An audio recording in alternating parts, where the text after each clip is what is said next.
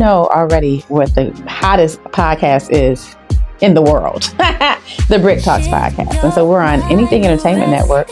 Make sure you download that and share it with all your friends. And come out and check out some of the conversations that we're having. We got some really riveting conversations. We're talking about community. We're talking about culture.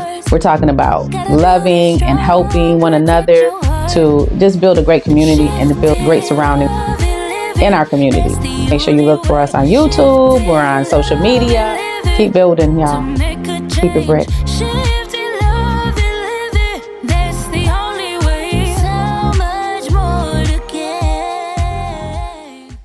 Hello, welcome to the Brik Talks podcast. I'm your host, the Brik Chik, and I have the pleasure of interviewing, I know you said, the famous. Here we go.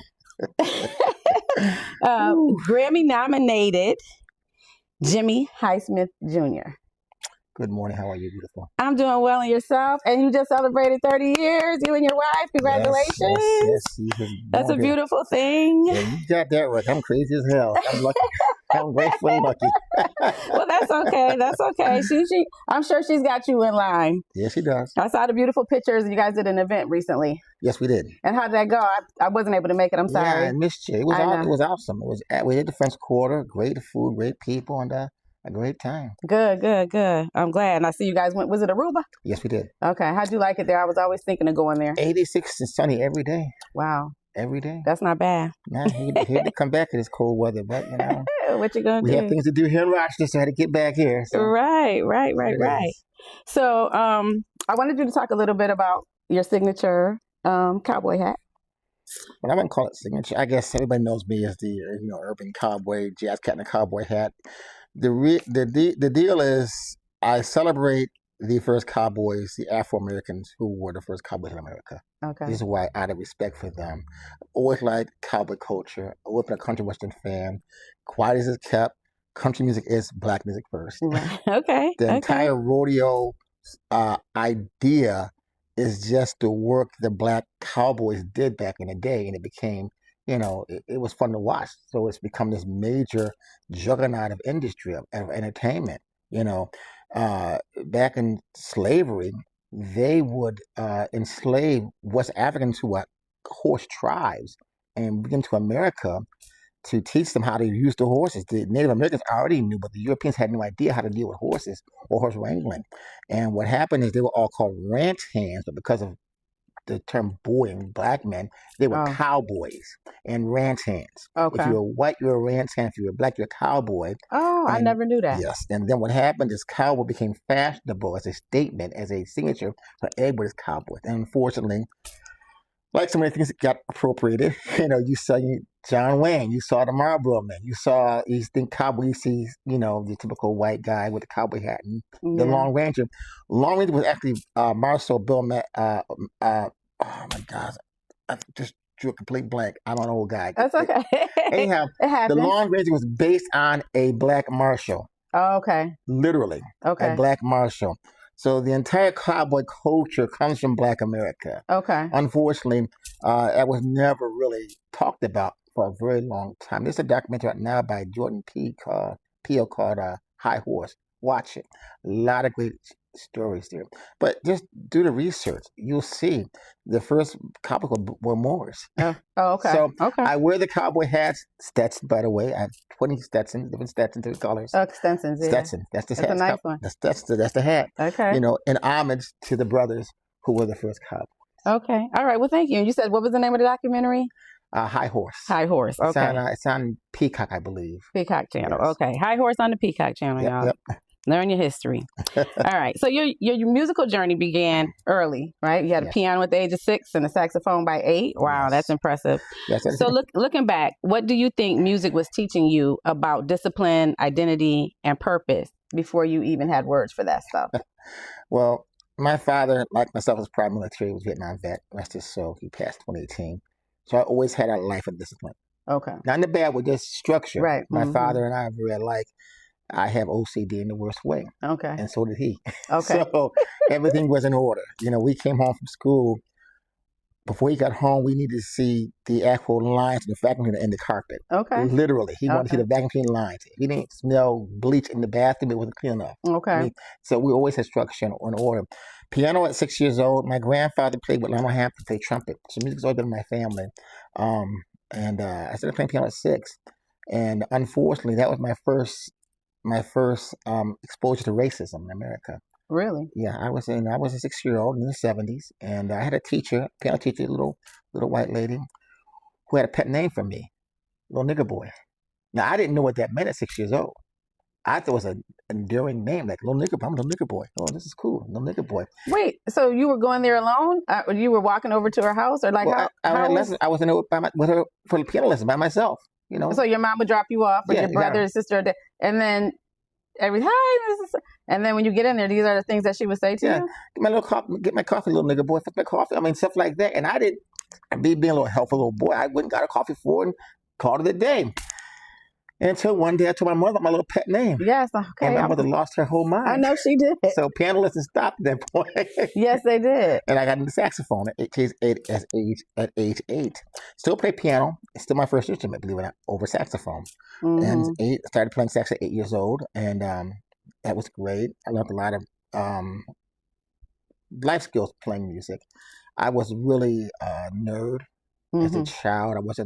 I had no friends. This is my friend. Literally. That was your friend. Okay, I got you. I can relate to that. So music really saved me from a lot of heartache because I had no friends. Okay. At all. And but with that said, I started playing professionally at age 12 because I was at 8 years old. So after 4 years, I could play a little bit. I would play gigs. I played weddings. I played birthday parties. I was really, exposed to a lot at a young age as a musician. Okay. Good and bad.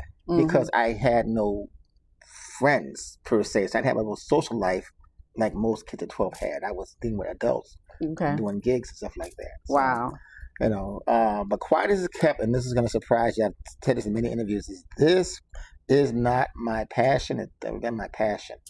Really? It was the path of least resistance. Okay. I'm a bona fide nerd, geek, scientist. Really? I'm into meteorology. I'm into physics. Wow. I'm actually part of a meteorology guild right now. I do climate predictions long term. And I was on the Eddie Meath show as a kid back in the 70s. Eddie Meath show. It was a show on Channel 10, I believe. Okay. And I booked the DC circuit. Okay. And I was always in science clubs, and that was my dream job would be the NASA climatologist. That's the guy who decides whether or not they can launch a spaceship or a rocket due to the weather. Okay. Okay. But again, playing music such a young age, it became the last path of least resistance to just do. I became a musician. Okay. All right. I mean, because you're talented, so it's a natural gift. God bless you, right? In a lot of different ways. Yeah. That's beautiful. Mm-hmm. So you trained at elite institutions. You perform with legends, like you just mentioned, and you served 10 years in the Air Force. Yes, I did. Yes, okay. And so how did the military structure, I know you said your dad was military too, but in going into the military, the structure, the marching band discipline shaped the musician at all, or was the musician always there? Well, what happened there was this, so obviously, by high school, I was doing my first recording. I got my first record credit at 16. Oh, okay. Literally. So I'm playing gigs, I'm making money, I'm living that life as a teenager. Okay. And I was pretty recognized in the country as one of the top players. So I had a lot of scholarships. And that was at 16? That was in high school. Okay. In high school in general. And one of the scholarships I had was University of Miami, which I wanted to go to. But in 85, 86, my mother's like, hell no, you're not going to Miami. Why? Miami's great. Because that was the heat of the drinking drug wars back in the 80s. Well, I mean, okay. It was pretty bad. That's Miami Vice. I was drinking 40 Guardian crackers and tubs. I give you Ferrari. You was thinking about the TV. I was living a life. So it was like, I had used Miami, giving me a scholarship. Potsdam, which is up north near Canada, which is way too cold. Fredonia, which is way too cold. Right. Delaware State was an HBCU. Southern University was an ACU. So my dad was like, boy, going down to Del State, because they give you all that money, you ain't going to pay nothing. So I went down to Del State. Okay. And I wish I stayed at the HBCU and experienced the true HBCU experience. My wife went to Cheney. She experienced that. Okay. I left because I was a jazz cat. I was not a marcher. Okay. I saw Tops and Blue come to my high school the Air Force Band, and I thought, this is cool. And it kind of got my attention, but I think I'm going to college. Went to Dell State, did not like the marching program, not what I wanted to do. So I came back to go to Eastman.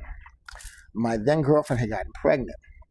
I felt I needed to do the right thing and get married and get a job. So I left and I went to audition for the Air Force Band at Bowling Air Force Base, joined Air Force Band, and going to the Air Force, take care of my soon-to-be family. Of course, everybody's, don't do it. I said, no, you play, you pay. That's simple. That's very, that's honorable of you. You do. Yeah. Have integrity. So, so college stopped, went down to Bowling Air Force Base to audition for the Air Force Band of the East, and got into that and joined the Air Force.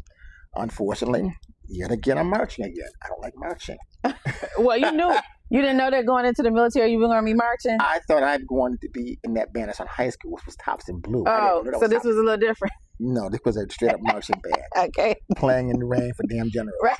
And playing, and not what I wanted to do. That wasn't what you were expecting. So as you know, being an Air Force vet, you take what's called the ASVAB exam, the Armed Forces Vocational Aptitude Battery Test. Yes. I'm glad you remembered that, because I was not going to be able to help you with any of that. And I guess they want you to score at least, the top score is like 65 across all 4 sectors. And for Air Force, you got to get at least 40 points. I scored, I think it was 53, 59, 60, 61. Oh. I scored really well. I tested well. Right. I tested really, really well. Okay. And so I cross-trained out of the band because I had a great score. Okay. And I ended up going into aircraft maintenance logistics intelligence. Okay, that's not a bad. So I worked for 3-star, and I worked for what's called the Air Force Airlift Control Element. And my job, my title was Weapons Systems Controller, and my job was, if we needed to move somebody from here to here, I worked with base ops. I worked with PAC services to designate the plane to make that happen. I would also be required to debrief the crew on any issues they had with maintenance, with PAC services, with intelligence, with everybody. Okay. So I had a little Jeep. I'd watch the flight line with meet the crew, debrief them, and I debrief everybody else. There were 4 of us in our command post. There were, and each of us had a sector. I had 60 airplanes I managed a day around the world. That's impressive. From a C-141. We had one guy who did transit airplanes who came into the base. They went from Hawaii. So it was a high-pressure job. It was a fun job. It took me around the world more than a few times. I was always on TDY. I guess which so. I enjoyed. The per diem. So you got to come see me. Well, no, we would go we went to before it was big time. Went to Diego Garcia, which is near Dubai. Okay. And the per diem was like $100 a day. I'm sure. So some of those assignments are pretty good. I get me some noodles, some tuna fish, eat that and bank that money, right? And not spend the money. That was a good idea. That was the deal. You got your regular base pay, or you bank the per diem. Right. I know how it worked because I figured out those entitlements. Yes, that's what I did. So that's got me into the military, and I had a great career.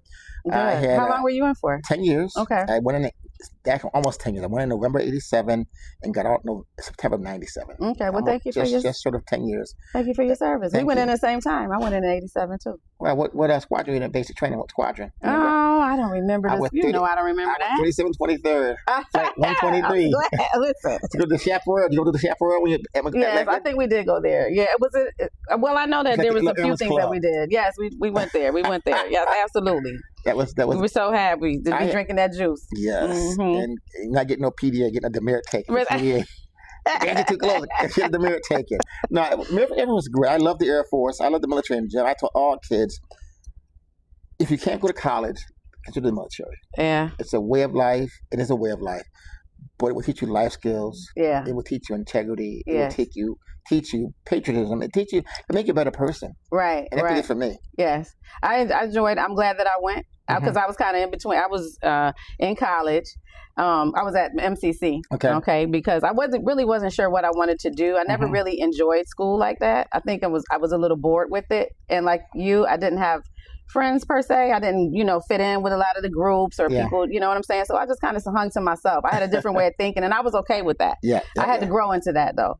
But I did, so when it was time to go, graduate, I had no plan. So I just went to MCC, and then I ended up starting to date one of the guys that played basketball. So of course I wasn't interested in school anymore. I was following him around to all the different places he was going to school and things like that. And then at the time though, I had already went out and signed up to go into the military. I just didn't have a date yet. So, when it was time to go, they ended up giving me orders to Germany. And he was like, I'm going to, because he was doing his thing to get into one of these, Division I schools. Yep. And I was, now going to the military. And I didn't want to give up my chance to go to Germany. So he was like, I just won't go. I won't go. And I was like, no, I didn't want him to regret me for changing his plans and doing all that kind of stuff. So we ended up breaking up. But I think he was the guy that was my soulmate. Maybe I believe it's meant to be. It's meant to be. Like my wife now, this is my second marriage. We have so many parallels of where we should have met sooner than that. Yeah. Did, but I wasn't ready for her. She was ready for me. Let's just say. Yeah. She'll see the other way. Yeah. But, I mean, just like I believe what's meant to be, what meant to be. Yeah. Who was recruited? Lenny Waters. Yes. Actually, I was supposed to go to the Marine Corps. Now, picture me in the Marines with my sexy self. Just when the Marine Corps. No. I would have never made it in the Marines. But it was me and a friend. You know how the buddy system. Yep. So we were supposed to go on the buddy system together. Well, she started having some issues and got out on the streets and was doing crack. Okay. Oh, no. So clearly she dropped out of school, and you had to have a high school diploma to go into the Marine Corps. So that ended our contract. And so a lot of people were like, "Oh, that was a blessing. That was a good thing." So they were like, I saw one of the recruiters at this little shady bar, and I was like, "What are you doing in here?" And he was like, and I was like, "So tell me this," because everybody kept saying, "Don't go to the Marines, don't go to the Marines." So I said, "Tell me this." I said, "Is the Marines a bad thing to do or whatever?" And he was like, "Well, for somebody like you, I think you should either go into the Air Force or the Navy." He said, "But I'll never tell anybody, I'll never repeat that I told you that." And I said, "Well, what am I supposed to do? I'm already signed up." And he said, "Just don't go anymore, don't show up anymore, and they'll just send you something and they'll release you, and then you can go sign up for the Air Force." And that's what I did, and I went on from there. I think all the branches are valuable. But I say to all people, have a plan of action. Mm-hmm. Pick a career field. Don't let them pick a career field for you. Yeah. And that's what I did. Like up the Army, or you do MOS. You'd have one job, but they can give you another job when they wanted to. Oh, okay. The Air Force gives you a lot more control about what you want to do, but it's a lot harder to get in because of aptitude standards now. Okay. You really have score high on the test. Yeah. To get in to the Air Force, just because of the nature of this jobs. Yeah, I could have went into any of the branches. You're smart as well, Mm-hmm. and that's So I mean, Air Force was definitely where I needed to be. Yeah. But I don't knock anybody for any other branch. Yeah. I mean, we get a lot of jokes. You're the chair force. You didn't do anything. Yeah, they didn't and do I anything. look at my, I went to Desert Storm. Yeah, my cousin went to Desert Storm. He was in the Marine Corps. His experience at Desert Storm was he was in a tent in the desert, and his bed was a shovel. Mm-hmm. I had a civilian quarters in Riyadh. In a hotel. we always so, had this. I'm not a combat vet. I was in the store, but I was never a combat vet. So I respect combat vets. Absolutely. We have the same ribbons, but to me, they had a little harder time than I did. Absolutely. I'm grateful for their sacrifices. I don't think people know I don't think people really know the sacrifices and the things. Going to the military, I learned a lot that I did not know. When we went into training, and we had to learn about, some strategic stuff that's had to do with where we were positioned as a military force in the world. Yep. And I learned that we weren't number one. That was shocking to me. Yeah. And I sat there, I think the whole time we were in that room, and I just was looking at, and that was probably the one I remember the most when they talked about, the different types of warfare and stuff like that. And I'm like, I'm 19. I'm like, what? And so, and I think that people they're oblivious to what's really going on around them when it comes to that kind of thing. And that's what I don't like now is when I was in the military, I carried the top secret clearance. I was for 3-star. So I was always in the know. I knew what was going on before the news was going on. We were 21st Air Force was a MAC base. We moved stuff. I C5, C-141, 135. So we were always moving things. So whether it was peacetime or wartime, we were involved. So I was in the know. Where now I'm a civilian, I'm just at the mercy of the press. Mm-hmm. You don't know what's really going on. You don't really know. You only know what they tell you. Sick in my stomach because I know there's more to the story. Because there's more to the story, right? I can't have access to it. What can you do? And it sucks. Yeah. I had a pretty high clearance too. I actually, so how we had civilian, we had our day-to-day work, and then during wartime when we played war games, we had right. And so when I did that, I actually worked with a fighter squadron, and what I would do was when the elephant walk.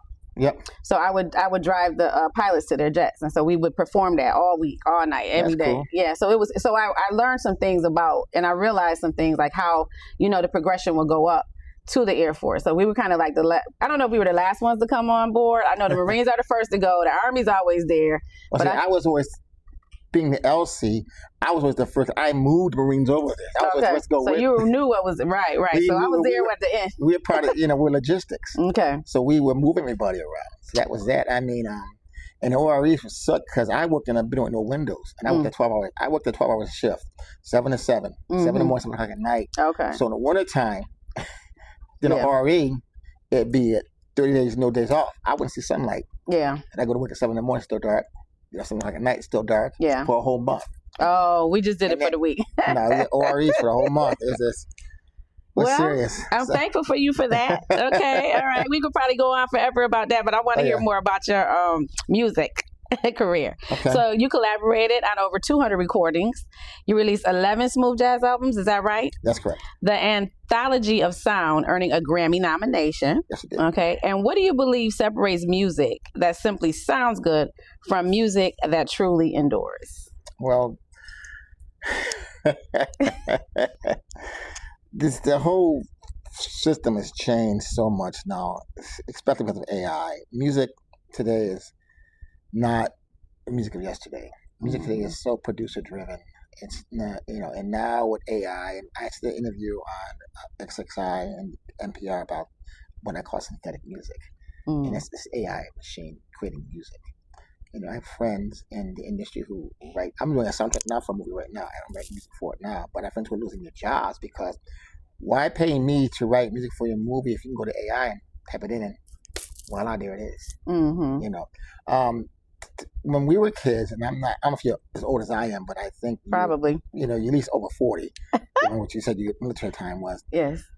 We enjoyed the music that was written by musicians, played by bands. You saw them playing like the days of Prince and Cameo and the time you saw, you saw this. And now most acts are track acts anyhow, and it's so producer driven that a lot of the cats producing music don't know how to write music. They don't know how to write actual music. They know what it sounds like, and they have these samples, and I call them musical collages to create these beats, as they call them. And I'm not knocking this stuff. I'm just saying, well, it's just what it is. It's just what it is. I'm a cat that goes back to sitting down with a piano and a piece of paper and a credit card, writing out actual musical notes and chord changes. Right. That's my background. Most cats don't do that now, unfortunately, because they don't need to, because of the advent of technology. So, honestly, I don't like most music today. I don't like it at all. I just NPR radio. Because not that it's bad, it all sounds the same to me, because it's not somebody's real thought process put into it. And emotions. Write it. Yeah, right. Lyrically, it may be brilliant, but musically, it's enough to me. It's just not keeping up for me. Okay. So I listen to either classic 80s music on XM radio or classical music or NPR news radio. Okay. That's what I listen to. Even the smooth jazz stuff on Water all sounds the same. Yeah. It's all overproduced. That's true. Not that it's bad, but it all sounds the same. It's just not enough, for me, it's not enough diversity within the music, unfortunately. Yes, and that's my issue with it. And not that it's bad, it's just not my cup of tea. I get what you're saying, though. It's like, I love a great steak dinner, but I can't stand liver. Right. You might like liver and gravy. No. It's not that it's bad, but just not for me. Right. I got you. I was always a fan of Miles Davis. Oh, yeah. I love There was something about his music that just, you knew that he was like coming from his heart, his soul. I'm grateful to say I've actually shared oxygen with Miles Davis. Did you? I would have loved to have met him. My uncle was Alphonse Mouzon, one of the most celebrated drummers in jazz music. He died back in 2016. Okay. He played drums for Miles Davis. So when I was all of 13 years old, he played with Miles at the Village Vanguard in New York City and went to the show. Okay. So I'm backstage, and unfortunately, at 13, I didn't really comprehend who Miles was at that moment. Okay. So in hindsight, I'm like, you dumb. You did. You just didn't know. How was you supposed to know? But just watching him, I don't know if he was in a bad mood or he didn't smile that day at all. He had very little words. He was in the band's crap. It was a good show, but he was just very intense. I believe that. But the opportunity to sit in his presence and share oxygen with a genius like that is mind blowing, and I'm forever grateful for the opportunity to have done that with Miles Davis. Okay. So, yeah. Well, he was my favorite. Who's your favorite? Jazz? I'll never say that because there's so many great. It's like you have a favorite child. You have kids? Yeah, I have children. You have a favorite child? No, I love them both. Exactly, same thing. It's unfair. That's different, though. No, Come on. No, it's not. It's unfair for me to put another cat or another cat. Now, there may be cats who are better at certain things than others, but I can't say I have a favorite. I have people who maybe inspire me more than others inspired me, but I love all the great musicians, from Stanley Turrentine to Coltrane to Davis to Adley to, I mean, there's so many of them. Okay, you know, all right. What I hate, and this is going to sound really messed up, is when people say, oh, man, I love your sax playing, man. You know, you might be Kenny G. God, dog. It's always one of the white boys. Right, well, everybody. David Sanborn. Like y'all say, Washington Jr., Jordan Albright, right. Kurt Whalen. I agree with that. I don't like the fact that the brothers don't get recognized as often as the white cats. That's true. And that's just because of the industry. Yeah. So it's really sad because jazz music, which I hate the term jazz, I call it Afro-American classical music, what it really is. Okay. Is our music first. Okay. But the audience is mostly white people. It's driven by white people. It's driven by white people. Yeah. So this was put out there. Right. And, you know, it's just... and that's like with most things, though, right? I mean, we're learning more and more. And this is why I'm just a starch advocate of just learning your history. Yes. I hate to... Who's your favorite saxophone? Oh, Google Walsh. I mean, Kenny G. And I like Kenny G. He's a great guy. Yes. Met him once. He's an amazing musician. That's another cast. People don't talk about Kenny G. No, they don't. They talk about so bad because he just played the elevator music. Well, he worth $700 million. Okay. That's not a bad number. Owns part of Starbucks, owns a couple of airplanes. Okay. $700 million. The boy can play real straight ahead jazz. Yeah. But that does not pay the bills like that fluffy elevator stuff he plays. Right. So he built a lane and he pimped it. And I can't hate the brother for that. Yeah. He can play. Yeah. He was Jeff Lorber's first saxophone player. Who? Jeff Lorber's. Okay. First saxophone player. Okay. So it's like Kenny G, cut him some slack. That cat can play. And Kenny G never said he was a jazz musician. He never said that. I'm a saxophone player. That's what he said. But people see saxophone and immediately say it's jazz. Okay. Not. That's not it. That's not it. There are a lot of cats who don't play jazz, play saxophone. They play blues. They play rock. Okay. Clemens, a great sax player, but never claimed to be a jazz player. He played rock with Bruce Springsteen. Okay. Never claimed to be a jazz player. Okay. Not one time. Okay. What about Scott Mayo? That's my mentor, my best friend. Okay. Talked about yesterday. We have an album. We have a song coming out together, actually. Oh, do you? Okay. Scott Mayo. Scott, you have no idea. Scott's a little older than I am by about 5 years. Well, he's very close with my family, and we grew up knowing Scott as a teenager. You know, before he ever had all these accolades. Hero, because there weren't that many black kids playing jazz here in Rochester. Right. You know, I was one of the few. I mean, even my Soda, it was a mixed school. Really mixed. It wasn't mostly black. Even though it was inner city school, it was mostly white actually. And, you're talking about the School of the Arts, right? Yeah, School of the Arts. Actually, about half and half. It's about 50-50. Okay. But the point is, we go to different competitions like NISMA and whatnot, and I'd be like one of the only black kids in the all-county band. Scott did all of that before I did. I watched Scott as a kid. When I was in grade, he was in middle school. And I watched him. I groomed myself after that. I had the same Jerry curl Scott had. Jerry curl? I had the same curl he had. What curl did y'all have? He had the one with the shag. I had a shag too. Oh, you talking about the cut? I thought you meant like S curl or the Jerry curl. I went to the Wonder curl. I went to Liza Alexander got a Jerry curl, but I kept the little shag going on my, and that's what Scott had. I wanted to like Scott Mayo. I want to be like Scott Mayo. Scott was my hero. Okay. And he did the girl I like. He did the girl named Ramona. What's Ramona's last name? We ain't putting Ramona out there now. Ramona's enough. Yeah. Anyhow. I mean, it was crazy. So Scott is an amazing, beautiful person. I love Scott. I would believe myself for Scott Mayo. And one of the hottest of my career, I was on tour. And I just finished this show. I went to the hotel about midnight or so. And I'm just decompressing, watching TV, just my cranberry juice. And Sinbad's Summerfest in Jamaica's on. And they got from the fire playing. And I hadn't seen Scott in years. But I knew Scott was on the road doing his thing, And they're playing the song Reasons. And then Philip goes, and I alto saxophone, Mr. Scott Mayo. I'm like, what? As long as I cut the hotel.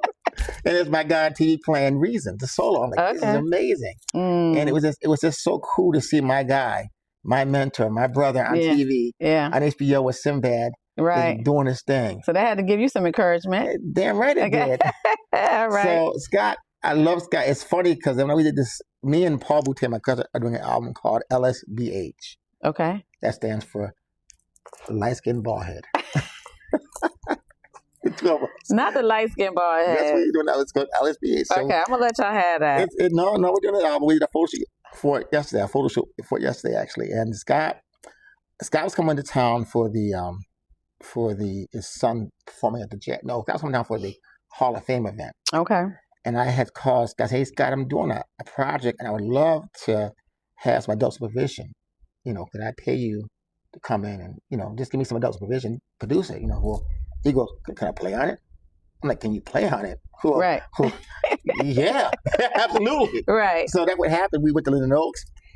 One take, he came and we played the song together. It's an amazing piece. I'll send a copy to you of it. Okay, thank you. It's a classic R&B tune entitled Everything I Miss at Home by Alexander O'Neal. Actually, by Jimmie Lewis. It's called what? Everything what? Everything I Miss at Home. Okay. Everything I Miss at Home. It was sung by Sherelle and Alexander O'Neal, but produced by Jimmie Lewis. Okay. And it'll be out on the radio here pretty soon. Okay, I can't wait. And that sounds interesting. I love Sherelle. It was amazing to have Scott in the studio. Of course, it was a little nerve-wracking to be in there with him, considering he's my mentor. Okay. And I won't play any wrong notes. Right. Even the show last year you came to was very nerve-wracking because, again, this is my mentor. Okay. And I felt like everything I played he was watching and critiquing, which he wasn't. But that's what I felt. Right. But then I'm like, Scott, I guess I see it from a different lens. Listen, bro, I want you to give me a real assessment tomorrow of what you heard last night. So Sunday morning, I'm like, oh, here it goes. I'm going to call Scott. Can I come by? Yep.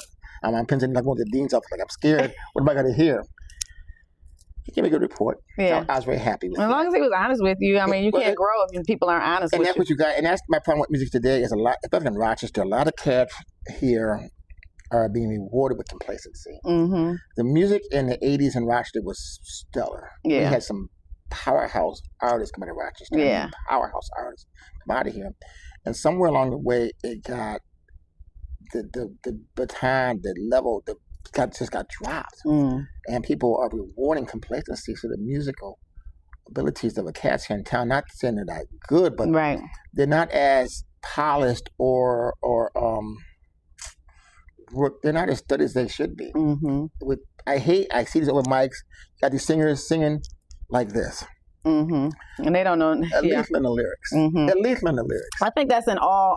No, it's not. Not in all music, but I think that's in a lot of different, like even with comedy and things like that. Some of the comedians, you talk to them about like Richard Pryor or some of the other Bill Cosby, they don't even know what, they have no idea who you're talking about a lot of times. But learn your craft. What do you think about Najee and Michael Franks? I like Michael Franks too. Najee's a good friend. We've talked. He's a mentor. He's a friend of mine. Okay. We talk often, and I love Najee. He's been a huge mentor because his first album came out when I was in high school in '86. Mm-hmm. '86, Najee. Yes, I loved his music too. That was, he definitely a trendsetter in the smooth jazz world. Mm-hmm. I never met Michael Frank, but I was a big fan of Michael Frank. Yeah. Michael's the guy. Yeah, I liked him. Weird songs. Right. But good singer. Yes. Yeah, he was different. Yeah. So let's see. So Rochester, New York has clearly played a significant role in your life, right? Absolutely. And then we have the Jimmie Highsmith Jr. Day, I'm understanding. Yep. Mayor Duffy gave me that for my 30th birthday. Wow. Okay. All right. When is it? June 1st. June 1st. Okay. My birthday's September 18th. Okay. But the date's on June 1st. Okay. So now, it worked out that way, but that's how it worked out. So okay. That's what it is. Okay.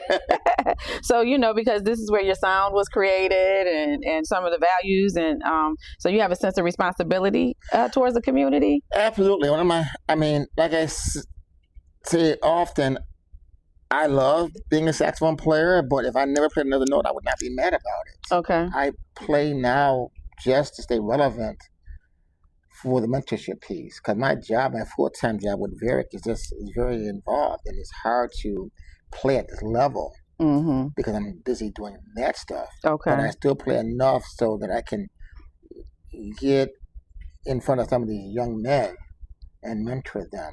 Okay. My dad was in my life, all my life. I've got over 48 years of memories of my father. Okay. Literally, my dad, good memories from baseball, fishing, NASCAR, martial arts, everything with my dad, music, and a lot of young men can't say that. They cannot say they have a father in their life, all their life, even for 5 or 6 years. Yeah, I didn't have my dad either. He was murdered when I was 7. I'm sorry to hear that. So it's important for young ladies too, but I understand what you're saying agree. too. And I told young queens as well. I mean, I have Uncle Jimmy to so many kids, boys and girls. Uncle Jimmy. Because I'm not trying to be anybody's father. Yeah. I just want to give them an example of a positive, well-rounded Afro-American man that we do exist. Yes. You know, I'm not trying to absolutely do dirt. I'm not trying to, exploit you. I want the best for you. Okay. And I want you to believe in yourself. Right.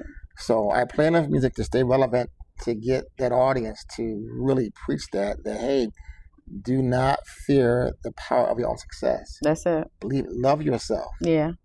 Love yourself first. That's right. I agree with that. That's something that I'm big on too. Self-love.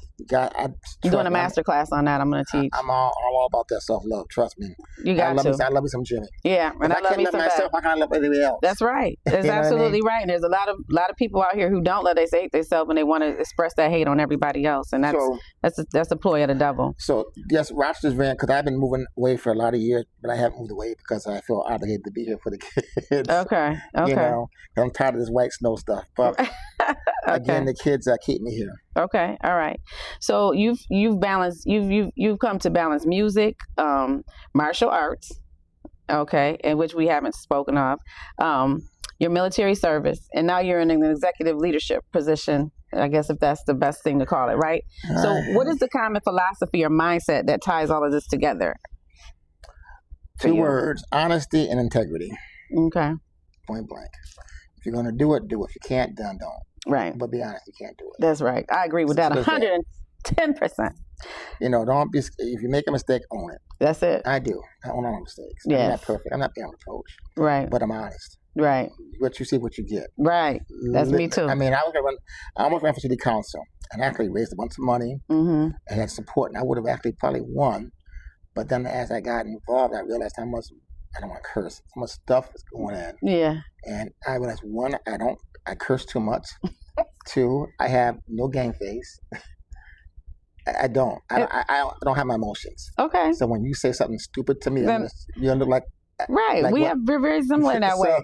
It's called authenticity. I couldn't be a politician, so I put out immediately, like, nope, I'm done.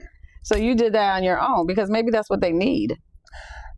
Yeah, but I don't have the patience for it. I can't coddle with them. It was just something that you didn't feel like it was coming from your heart to do? I can do more behind the scenes. I'm connected enough in the community. Okay. They call it the Jimmie Bishop. I know everybody. Yeah. I can do more work behind the scenes to get things happening. You're not the one to be scripted. Because I'm not gonna play these political games. I understand. There are things that are going into play right now in the district and the school board. Initiatives that I thought about, that I planted in certain people's ears. Okay. And it's happening. Good. So I'm not taking credit for anything. I'm just saying I'd rather sit behind that's me the wheelhouse. Yeah. And insert ideas to the right people who can implement them for greatness. Yes, and that's good. That's a good thing. You got to know your position, and I'm with you too. Some people have to have all the attention and they have to be all up front, but I'm with you on that. I can play the back. Ego's not that big. I don't have to be a front guy. Yeah, get rid of ego. As a CEO of his company, like, okay, bro. That title thing, just it's not my thing. But okay, I understand the title, but don't get it twisted. I'm not that cat that Okay. I'm the CEO. You gotta have all that. I'm the CEO. I'm the guy. Let ego go. That's right. So, your upcoming book came out already. Okay, did it? Okay, I'm sorry, I didn't know. It came out already. My bad. So it was Highsmith's Life's Messages and Antidotes. Hypnotisms. Okay, all right. Tell me what it is, because I spelled it wrong. That's what it is. Hypnotisms, Life's and Antidotes. That's exactly what it is. It's just the last 30 years. There are things, like I say, if you want a chance to look in the mirror. Little things I've said to myself over the last 30 years have got me through life. Okay. Just stories, just little quotes, little things. Okay. And it's just got me through life and helped me navigate the BS of the industry.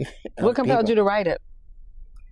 It took me 3 years. I'm dyslexic in the worst way, and I refuse to use AI. Mm-hmm. And I've been just compiling all these. I write stuff down all the time. So I've been compiling all these notes, and I said, I need to. My wife's an author; she's a publisher. Okay. Like, you need to do it. I said, okay, fine. I did it. She published it for me. Okay, good. But 3 years of me doing it because I don't use AI. Okay. I refuse to use AI. Okay. I run to the old school. I got you. I don't think there's anything wrong with that. So it's full of all different little mantras, that I live by. And they help me navigate this crazy world we live in. Okay. And you shared that with the public. Okay, so let me get it right now. Highsmithisms. Okay. Yep. Life's messages and antidotes. Yep. Okay. And it's suggests about wisdom beyond music, right? Yeah, you can call that that. Yeah, okay. This my perspective on life and dealing with it. What can the readers take beyond the last page? What is the message that you wanted that you think that you wanted to get across the most? Message is love yourself, believe in yourself, and be kind and be kind to other people. Absolutely, I agree with that 1,000%. I agree with that 1,000%. Tell someone you love them, but start with yourself first. That's right. That's right. Know what love is. Learn what love is, because everybody's ideal of love is different. Because you have people who saw certain relationships as they were growing up, and that was their example of love. And sometimes it was somebody going upside somebody else's head.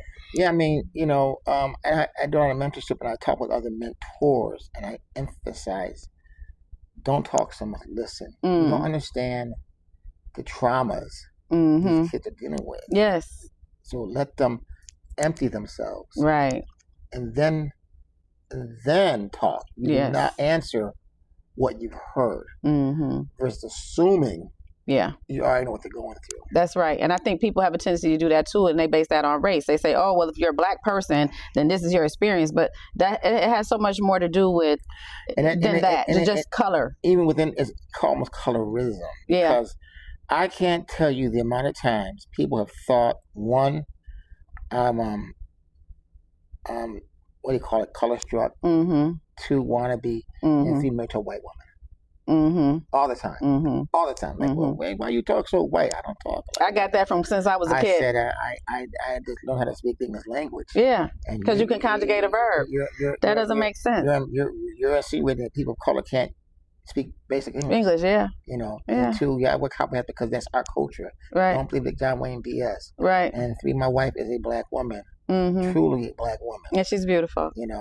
But folks assume because I'm a professional musician. Yeah. There's so many professional people of color first thing they did is get a white woman. Well, and I'm not knocking them for that. No. But that's not my thing. I got you. I like the sisters. I got you. Yeah. And and it takes a lot to really be able to, get to the heart of the black woman. And it's not as easy as a lot of people tend to think. So sometimes it's just an easier road to take, and that's nothing against anybody for any reason. And I like white people. I like black people. I have friends of all. Yeah. But I'm just saying what the truth is. But that's what people make assumptions based on things. Your life is simply a perception of your reality. That's it. That's what it is. Yes, that's the truth. And So whatever reality you decide that you're going to live in, and everybody don't know always in the same reality. So. I would say we all are living in a Venn diagram. I'll find that why. This is why. You would have to explain what Venn diagram is for someone who may not know what a Venn diagram is. A Venn diagram. So you have three circles: ABC, BCD, CDE, right? Okay. Each circle has a letter that's in the other circle. And the common letter is C. Okay. So you'd have three circles, right? 1, 2, 3.